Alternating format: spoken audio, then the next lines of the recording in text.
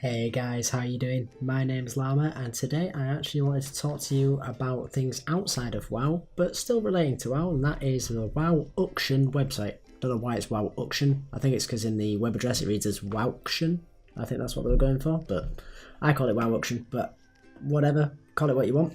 What it is a site that will help you to make an enormous amount of gold. So in this video, I'm just going to talk over some of the very basics for how you can use this site to get started. Feel free to explore it fully. It's got a lot of information to it. Much of the information is beyond me currently, and I'm still learning it myself. So I'm just going to show you the basics, but the basics alone will help you make an inordinate amount of money. So, first things first, when you come to the site, this is the screen that you will get, barring one difference. And that is up here in the top right hand corner that you can see I have my realm selected. If you haven't been to the site before, you'll simply have to click where it says please select realm or something to that effect up here. You will get this little box appear when you do so, asking you to choose your realm, type part of your realm name in. I am on Stormrage EU, so EU Stormrage. It does ask for Alliance or Horde, but in truth it really doesn't matter since the auction houses are now linked.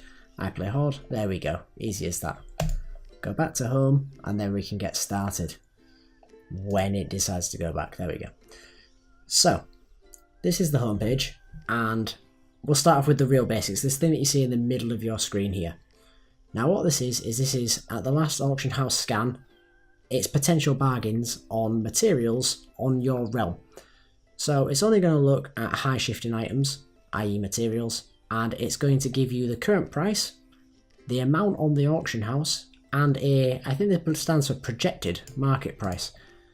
So basically what I'm saying here is that it suggests that you purchase this item to repost later on, and a percentage of the price as in the value, so potential markup is how I understand this. This is excellent information, but it's not usually what I use it for. So what I like to use it for is, as I'm sure many of you are aware, there are an awful lot of videos on how to farm various different items in the game. And maybe you don't know what it is you want to farm. So there's two things we could do here. Firstly, we could look through all of the potential farms that you've heard of, that you've seen videos of, hopefully mine, and pick them randomly and let's say Primal Air. Oh, that's not what we wanted. Let's try that again. Primal Air. I will use this as an example. So this is the same sort of breakdown but in more detail for that one item. So let's say you were picking Primal Air farm to do. What this is going to tell us is how the price change has affected us today, average amount posted per day on my realm, and the amount sold per day on average on my realm. So as you can see, the sold per day for my realm is considerably lower than for the EU average, but the average posted is also a bit lower, and that's simply because I play on a completely dead realm. But how this information helps us is it helps us to identify whether it's worth us farming an item or whether there is an awful lot of that item already available on the realm. If you were to see that this had, let's say it's 19.77, let's say that there is an average of 20 posted per day and an average sold of 20 per day. You know that you are going to want to farm that because at the current rate that people are farming it, we can't get enough. As it stands, there is clearly, as you will be used to seeing, a deficit for the sold compared to the average post. Now obviously that's the case it's going to be. Not everything sells, that's the way that economics works, otherwise we'd have a whole horrific new set of problems. But how this does work beyond that is it does give us an estimated demand. Now this 9% looks quite scary, it's in red and it would make you think at first glance that Primal Air is not worth farming. But these percentage things do not let the actual number and the colour confuse you. While 9% is bad compared to some items, it's not actually awful for this particular item simply because we're dealing in such low numbers. You're going to see a lot of items that aren't Legion content, herbs and mining materials and things of that nature be very, very low. So It does help, however, to give you a rough guide. I personally like to look at this as a guide for whether I want to do the farm or not, but I use it instead of the number as is, I use it comparative to what the region's average is. So at the minute, I would say that there isn't a good reason to farm Primal Air because the average comparative to the region is low. But that was only from the first glance, because if we look a bit lower, we can see that there are currently only 3 Primal Airs on the auction house on my realm. That is very low. So there is a potential here for me to do a reset and take the prices up on the item. And there is also simply the potential for someone to come in and buy out those 3 and then mine as well if I were to put more on. Or obviously if I were to undercut, mine would go first.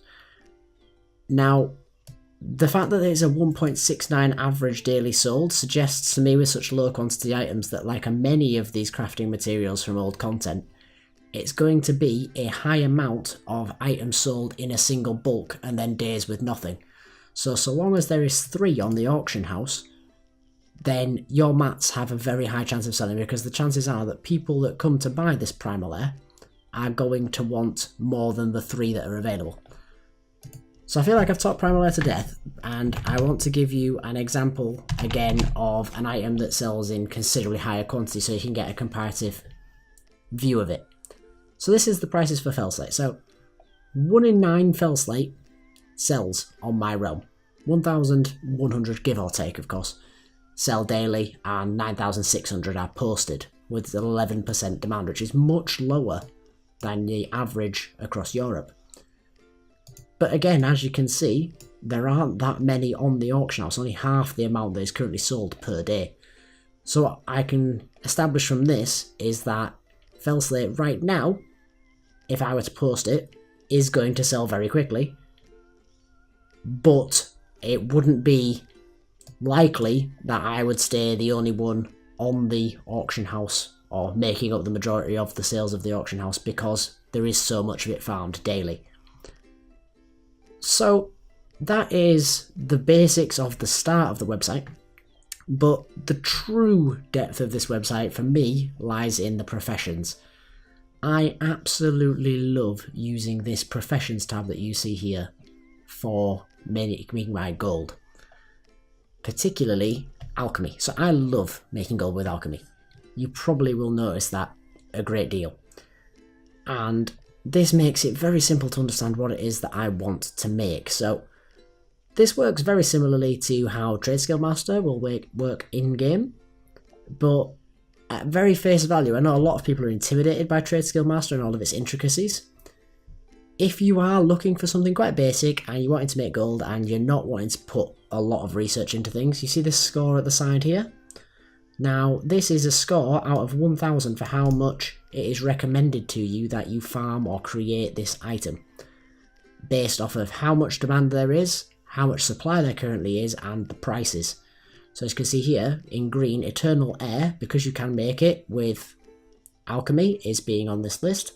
However, you can also just go and farm, or you can buy from the vendor Eternal Airs. And at these prices that they're looking at right now, I think I'm going to log into game after filming this and go and do that. Currently there are 0 on the auction house, and 11 a day sell on average on my realm. So what that's basically telling me is that I'm going to be able to put these up and get sales for 572 gold per Eternal Air, which I can buy from a vendor for 75 gold, and make a ludicrous amount of profit. Now, this goes the same with all of the professions. So, for example, I also make a lot of gold with engineering. Simply go on here, and there isn't a lot of high-end value items to be advised for engineering at the minute for my realm. And I don't think I'm going to get into these simply because I really don't like going into any item where the auction house supply is greatly outnumbering the amount sold per day. It's not really what I'm into. I don't want to get into heavily saturated markets, and I don't advise that you do either.